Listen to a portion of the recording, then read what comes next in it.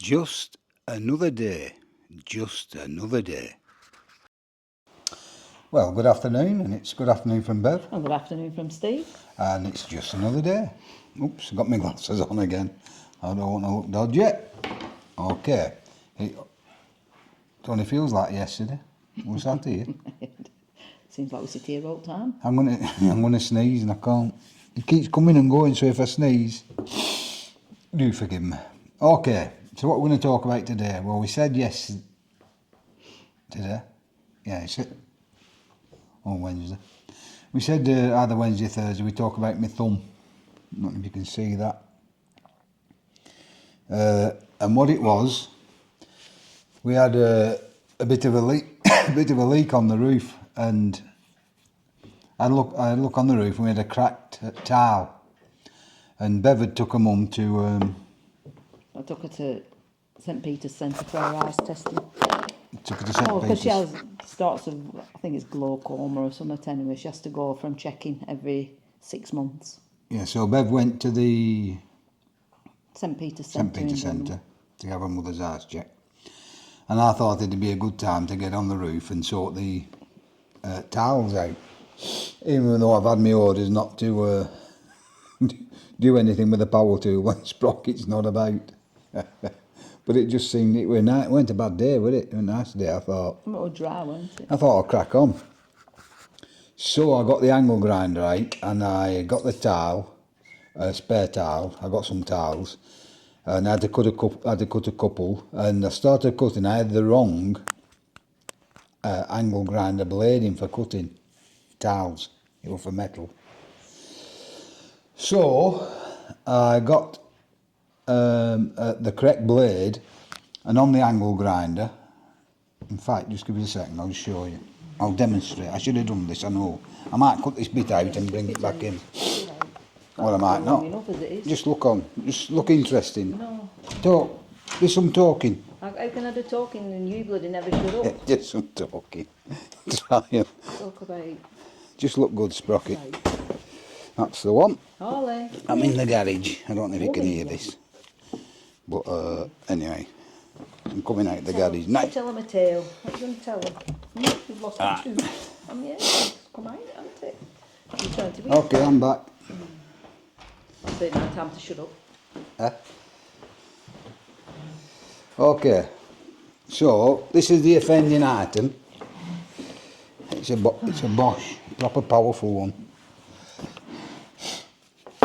This is the offending item, and what I did, if you see them holes there, you've got to put a long Allen key in there and lock it and then turn to get this blade out. Sorry, there. That there. Oh, Stephen, come on. That there. Put your Allen key in one of them holes there and then turn that and that comes off. Where are you going down? So, as you can imagine, I put the Allen key in. It has quite a long handle because so you can get the purchase on it, and that's where you turn it on and off. And I had the Allen key in, and I was thinking in my head I was going to mix the sand and cement next to fill round the Velux window area, and I turned the angle grinder on, and unfortunately it was plugged in. So the Allen key did the damage. It spun round and smashed my thumb. I'm going to count to 10, and then I'm going to put some a graphic picture on. If you don't want to see the graphic picture, I suggest you wait till I start talking again. So 1, 2, 3, I'll count to 5. 1, 2, 3, 4, 5, picture.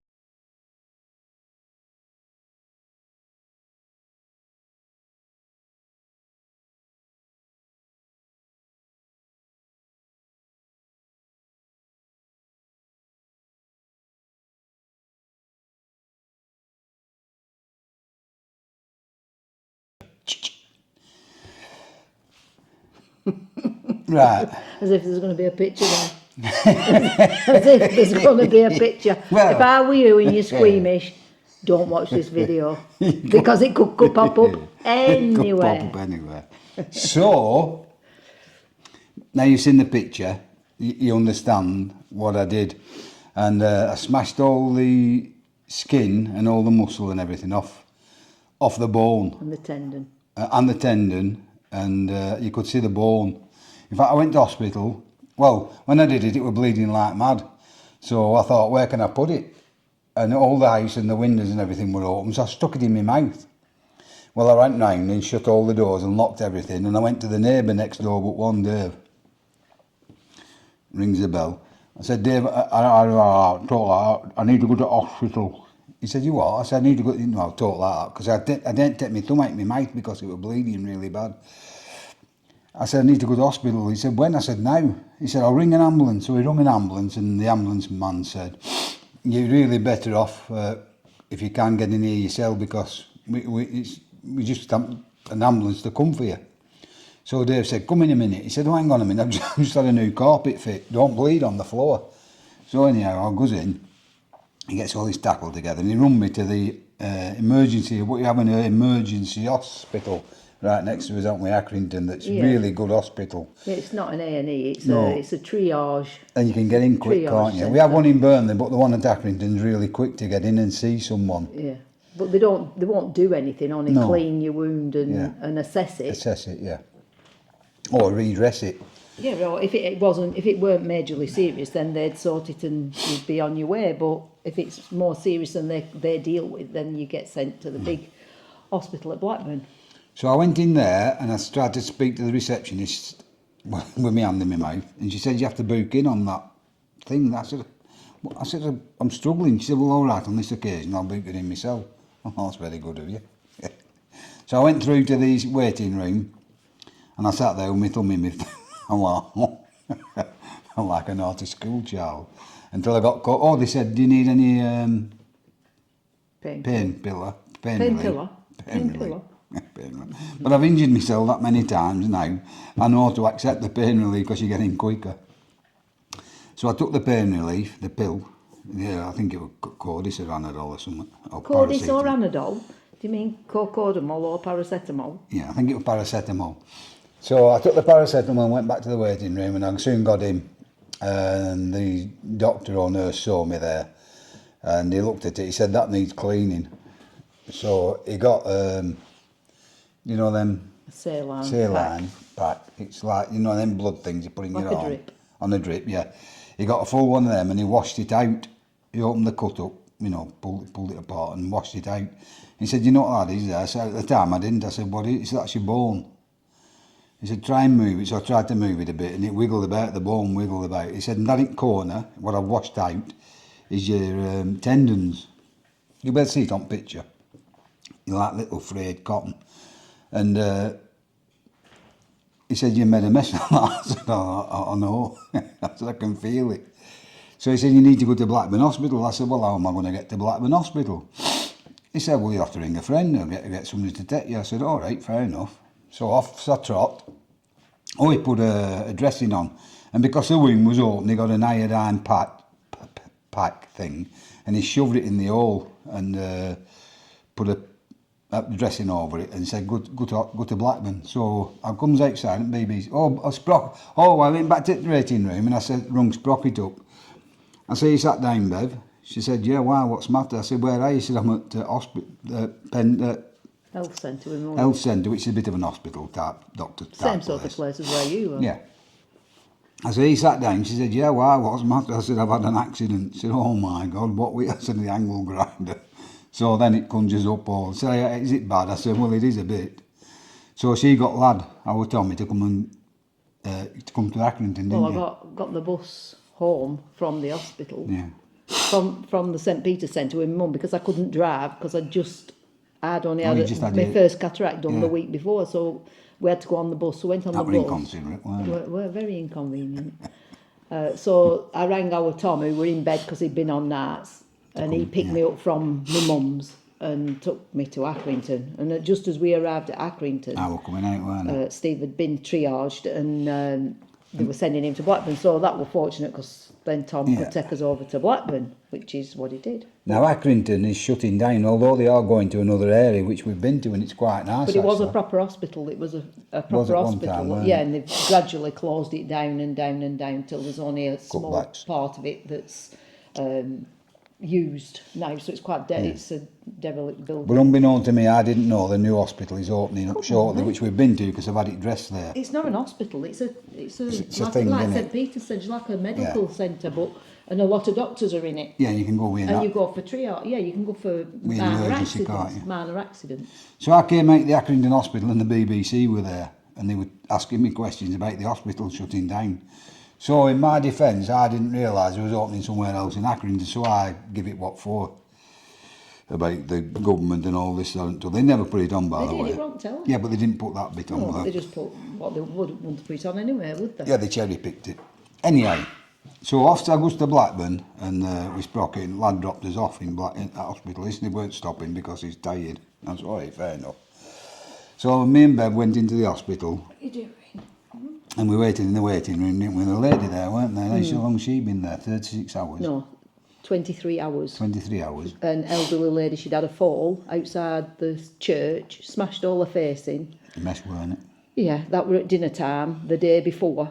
Yeah. And she'd gone to A&E and it weren't well. About 1 o'clock in the morning, they got her a bed on the corridor, stitched her face, x-rayed her, and she was sat then in the waiting room to be discharged, waiting for him to get tablets, and it were 23 hours Yeah. that she'd been there. The daughter were there, and they had loads of bags and everything, and there were nobody there to help them.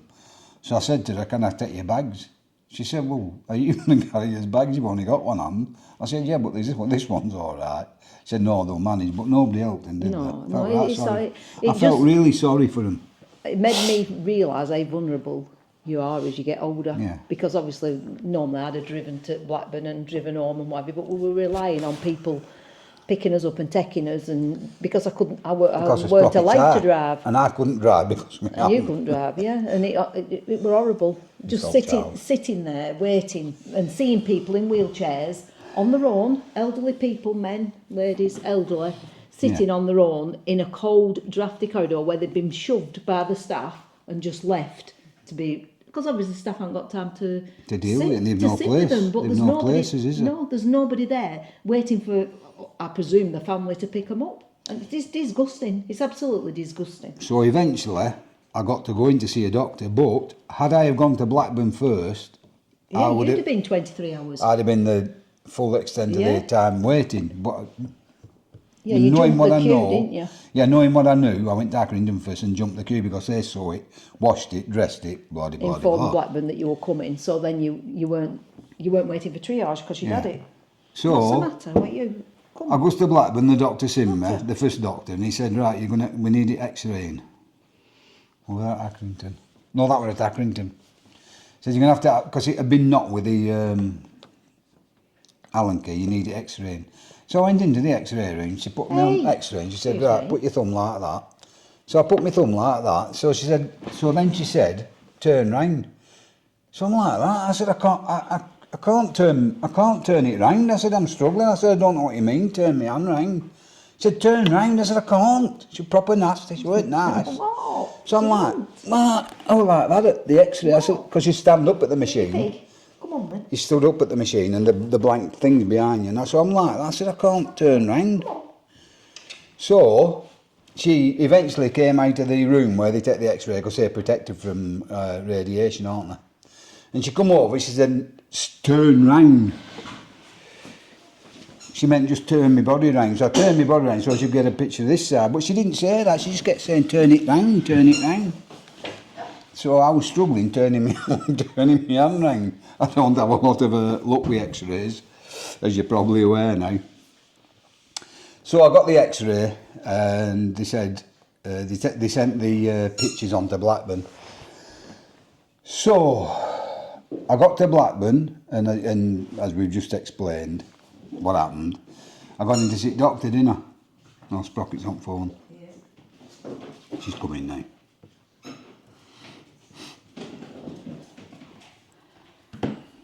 So I got in to see the doctor The doctor said, I had a look at the x-rays, he said, it's not broken, he said, but it's very nasty. He said, in fact, I can't deal with that. He said, I could have a do with it, he said, but I'm telling you now, if that were my hand, I'd have it operated on under anaesthetic because of the tendons and all the damage you've done. And he said, I'll redress it. What day was it? That were a Thursday. That were a Said we'll Thursday. redress it and So, come in tomorrow to have the operation. He said, hopefully we'll get you in tomorrow, at the latest Saturday, maybe Sunday, but it won't be. I said, Saturday and Sunday? He said, well, he said, we're busy. I said, well, I prefer it doing tomorrow. I said, in fact, I prefer it doing now if I could get it done. Then well, he there said, was no hand surgeon. No hand surgeon, yeah, because it needed an hand surgeon. Operating theatre were busy. We obviously routine operations and any accidents that come in, so you have to go in a queue and wait for. So he said, I'll redress priority. it. Now, when he took the dressings off, he put all the dressings on the table, just a bog standard table. Not cleaned, not to my knowledge anyway, just a table. With all the dressings and the iodine patch and everything. He went to the cupboard to get fresh iodine patch and all the rest of the dressings to redress my hand. Looked in the cupboard was bare.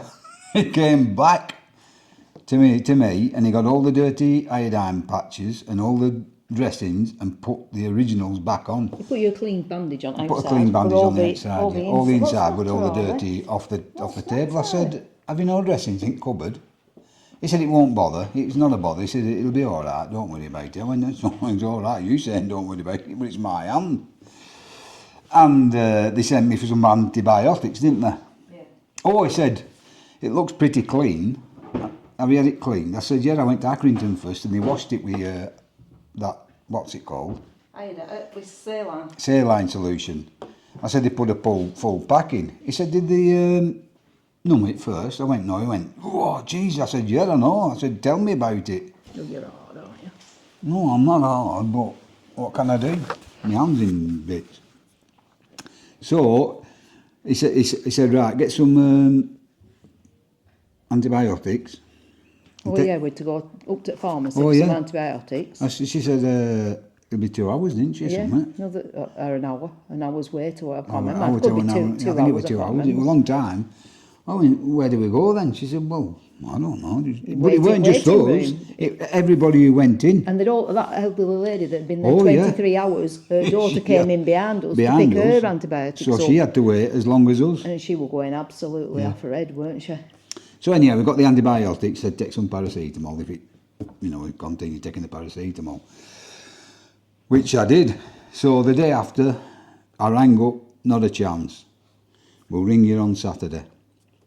I rang up Saturday.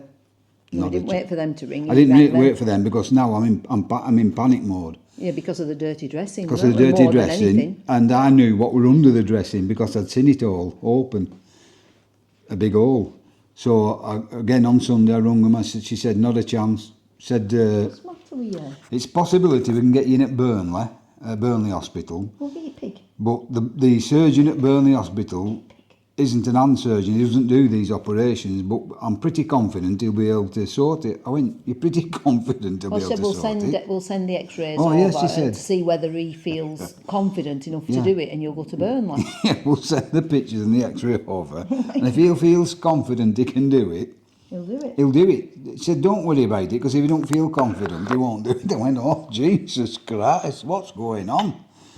Anyhow, the phone goes, I didn't ring on Monday morning. They rung me before I rung them. Rung me on Monday morning. Now, this is Thursday, Friday, Saturday, Sunday. Now we're on Monday. She rung me Monday, said, no, the surgeon can't do it. I went, oh, where does that leave me then? She said, well, You'll just have to wait. you'll have to You wait. just have I to said, wait well, till- oh, that's something else I didn't tell you. I shouldn't tell you this, but I'm going to tell you anyhow. When I came home, don't tell nobody else. When I came home, all the tiles were on the roof, and I still hadn't cut the tiles and replaced them. So my daughter, which we'll tell you about later, my daughter picked me up. Us up. I was up. And when I got her back here, I made her change the blade on the angle grinder, because I couldn't do it with my hand. It was all bandaged up and it was in pain. And What do you want? And Bev was saying, oh my God. I said, just change the blade. So I made her change the blade and I cut the tiles and I went back on the roof with it to fit the bloody tiles. And I was on the roof and the tiles were wedged in that tight. I couldn't get them out with this good hand. So I had to use the bad hand. And I'm wriggling and pulling and the pain was unbearable. And Bev had put a bread bag, you know what you put your bread in? Plastic bag over my hand, a bread bag. So that no dust could get in. So I couldn't see the bandage. Anyhow, pulling them and I got the slate towels back on after I cut them and got back off the roof. I took the bloody bag off and it had all opened up, the bloody blood all over. So now it's Sunday and the blood's called coagulated, whatever they call it, and it's hard, it's rock hard. Even the bandage felt like plaster of Paris. So now I'm panicking, thinking what the hell's going on under this here bandage. So, did they say come in on the Monday? No, on the Sunday? On Monday they still couldn't do it. So then on the Tuesday, they said, we'll let you know on Tuesday. Oh yeah, that's it. They said, right, I need to come in and have this dressing changed. That was on the Monday, weren't it? Because I got in on they had the operation on a Wednesday. Oh, right. So on the Monday, she said, no, there's no chance, you're not going to have your operation.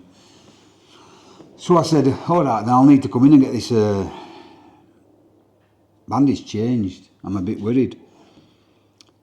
So they got me in to get the bandage changed, and no, sorry, that was Sunday. I said I need to come in and get this bandage changed on the Sunday. They said, we can't get you in today, we're busy. We'll get you in tomorrow, which was the Monday. So now I've gone Thursday, Friday, Saturday, Sunday, and now I'm into Monday. So on appointment, no, I'm telling a lie. It was a Monday, I'm right. Thursday, Friday, Saturday, Sunday, Monday. Said we can't get you in today, we're too busy. We'll get you in tomorrow, which was a Tuesday, to get the dressing changed. So now, we're on day 6 on Tuesday of the original accident. It's still got the dirty dressing on the 6th day. So I went to hospital back to Blackburn and took they said... come on, it's 20 odd minutes you've been going on about well, this. I'm telling tale. Well, come on, round it up. So it's all stuck to my hand and they had to put saline on to try and get it off, but she put a bottle of saline on and it just run off. It's never even dampened the bandage, just run off all over. I said, what happened there then? She said, don't matter, I'll go and get another. So she got another and that run off. Anyway, the doctor came in then and he put a load No, you requested you wanted a doctor to come and see this hand. Yeah, You said, yeah, I'm not right. happy. I need somebody to come and look at this hand. By now, it's healing, isn't it? Yeah, she took the dressing off and it started to heal up. Anyway, the doctor came in to have a look The doctor at it. came in and had a look. He said, oh dear. He said, the nurse said, I said, why can't I come in for an operation? He said, well, we're overpopulated. I said, overpopulated? What does that mean? He So said, you there's too take many people. priority. He said, too many people. You're taking priority. And your hand, I know it's bad, and we know it needs fixing, but you're not like life-threatening. So I said, all right, fair enough. So the doctor come. He looked at it and said, yeah, it's bad. He said, it needs operating on. I said, I know that. He said, but we just can't get you in. We're just too busy. We'll do his best Yeah, to get he you said, in we'll as do soon his as best. possible. And he passed Sprock and he went to the door and he turned around. He said, is there anything else? And my brain went, I said, yeah, there is actually. He said, what is it? I said, I'm suffering mental health, mentally weak. Which I were a bit, not as much I put on like solid cream. But I said, because I know what's under that bandage, and all I can see now is that big hole because of what happened when I did it. I said, all I can see is the hole. He went, that's bad. I went, yeah. He said, leave it with me. So we came home and I got a phone call that afternoon, didn't I? He said, you're in tomorrow. Well, he didn't say it, the person on receptionist. Said, you're in tomorrow, we've got you, the hand specialist in tomorrow and he's going to operate. I thought, thank God for that. Which were a Wednesday, weren't it? So it were, which were a Wednesday. Yeah, it was 6 days after you had the accident, weren't it? I weren't actually booked in, they fit me in because I know that, because when I went in, the nurse said to me, she said, oh, you're something or other, which means you could go in the morning, or you could be sat there all day, you could go straight in. Yeah, you weren't routine. I weren't a routine in the system, and then there'd been a bad accident that morning on the motorway, so... And two children. They brought 2 children. I don't know if they died or not. Oh yeah, two children came so in they and obviously took precedence, which is fair enough. I understand that. I ain't got to bother with that. So I sat there all day, talking to different people and listening to their tales. And he said, right, he come down. He asked me a load of questions and said, this can go wrong, that can go wrong. Up to you sign that paper for. You're going to sign it anyway because you want it sorting. So the time come for the operation, he come down and talked to me, tell me what we're going to do. He said, I'm going to put a total block on you, on your hand. He said, I'm going to give you... Put it on your bloody mouth. He said, I'm going to give you 24 hours, didn't I? Was it 24 hours? Oh, no, 12 15. hours. 15 hours. 15 I think, hours. weren't it? He said, I'll guarantee you 15 hours pain free. He said, but start taking the tablets before the 15 hours, because when that wears off, you're going to be in serious pain. And I couldn't feel my hand. You could have knocked a 6-inch... When I'd had the operation and come out, said it was a success. You could stick a 6-inch nail through your hand and you wouldn't have felt it. It just blocked everything. There was nothing. But as it was starting, the pain were coming through. Oh, it was very painful. And then I got loads of infections because my hand rejected the internal stitches, didn't it? And it kept pushing the internal stitches. They weren't dissolving. They weren't pushing dissolving. through, weren't they? It was pushing them through my skin. And every time a stitch came out, I got an infection. And there a little hole appeared. And I kept going, every 2 days I had to go back for dressings because of what was happening to my hand. And I said to this nurse, I said, in that little hole, I said, I saw something white. But this was before you realised it was your stitches, didn't you? I said, I saw something white. So she had a look, she said, oh, I can't see nothing. Because you'd had your external stitches had been taken out, hadn't they? Well, allegedly. That last one. And so 2 days later, I went back again. I said, I seen something white in that hole. She said, well, I can't see nothing. So 2 days later, I went back again. And the third nurse, I said, I seen something white. Well, they were sticking out then, weren't it? I said, there's something white in that hole, I can see it. So she had a look, she said, oh, let's have a look. Then it was a knot. You know, when they tie a knot, it was actually a knot. So anyway, they got that out the hole. She said it would never have healed with that. Yeah, she did, didn't she? She said, it would never have healed round that knot. So anyway, the knot came out, so that one sealed and fixed, but all up the cut, the stitches kept popping out. Like pig hairs. I think we thought it would turn into a pig. Pig hairs? Bristly hairs like that. Pig hairs at all. That's what they were like. They were like pig's hair on a sport scratching. So, what a thing to say. Well, that's what they were like. I mean, it didn't look like that to me. Oh, you're a fairy, aren't you? You try it. You have a do with it. So anyhow, the stitches all came out and eventually it healed. Hallelujah. I'm going to physio. Hallelujah. And I went to physio the last time. He said, how you going? I said, I've got more or less all my movement back in my thumb, although it's very sore. It's still very sore, even the thing's still tender. And this is last October, isn't it? Mm-hmm.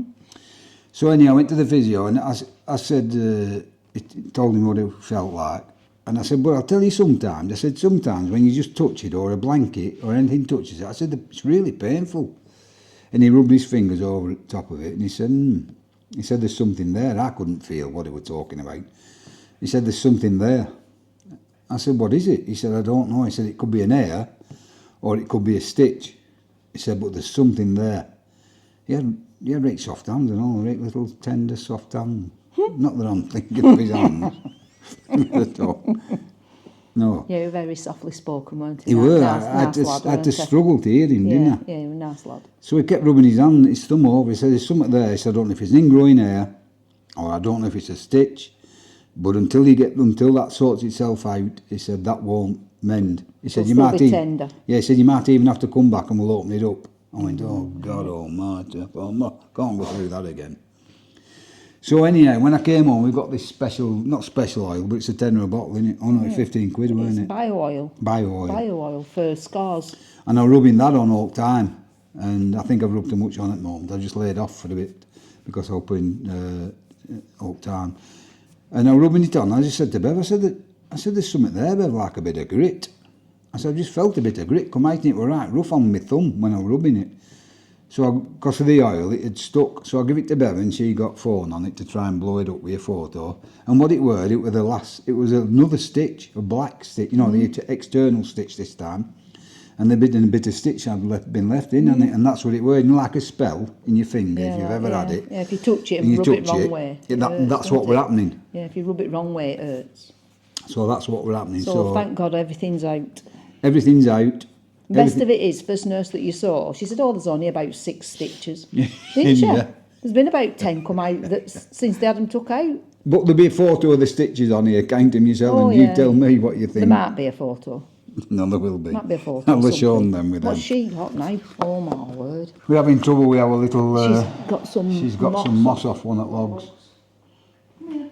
I'll just wait till Sprocket comes back and then we'll finish the video here because... But it just shows you what condition we're in the National Health, and my advice is don't have an accident. But I'll tell you something else I did. Oh, because I was panicking and it were going on and on and on, I rung up 111. 111, and he said, you need to speak to a specialist. No, we rang 111. Now Rob said, why don't you ring 111 and see if you can get private. This is before you had the operation. That's right. So that's what we were doing. We thought, let's see if we can get in somewhere private. Well, they were a waste of time, weren't they? Well, I rung 111 and I told him, I went right through the rigmarole of what happened. He said, well, you need to speak to my supervisor. Yeah. Somebody with medical. He said, I haven't got medical. You need to go to hospital, he said. No, that one, hang on. He said, I need to speak to somebody who's got medical... Expertise. Expert, yeah. Speak to a doctor. He said so my superior has medical expertise. That's what he said. Well, they're receptionists and then they put you on to a doctor if you need it. They put me on to the second person. Oh no, he rang me back, didn't he? Yeah. Oh, what's she doing? Oh my He rang me God. back. Oh, the dog's on back, it's a chair. She's dropped down. So he rang me back and said, and I run through it all again. I said, so what do you think? He said, you need to go to hospital. Yeah. Oh, it were a right waste of time. We knew that. We I told said, them I've been to hospital. Oh, I've been to hospital. So I asked, I said, can I pay? I need this operation doing. I'll pay, whatever it costs, I'll pay. I need it doing because now it's really getting on me, on my nerves. Sorry about this. So that's coming to the end of the tale. So when Sprocket comes back, we'll sign off because it's getting a bit too stressful, is this?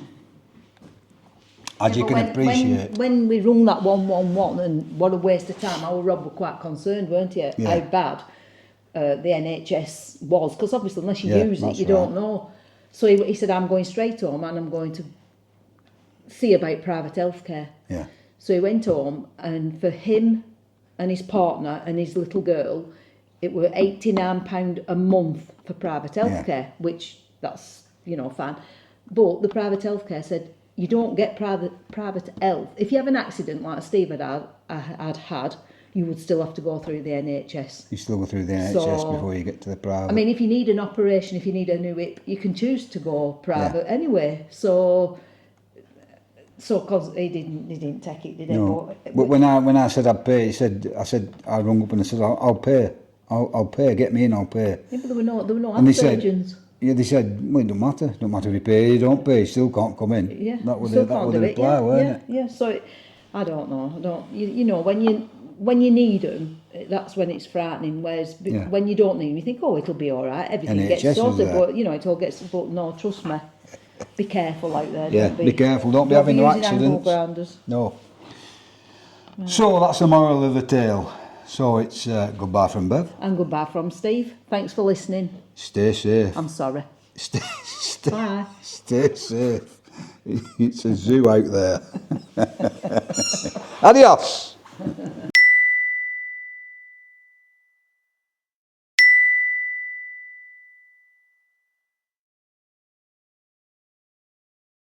Just another day.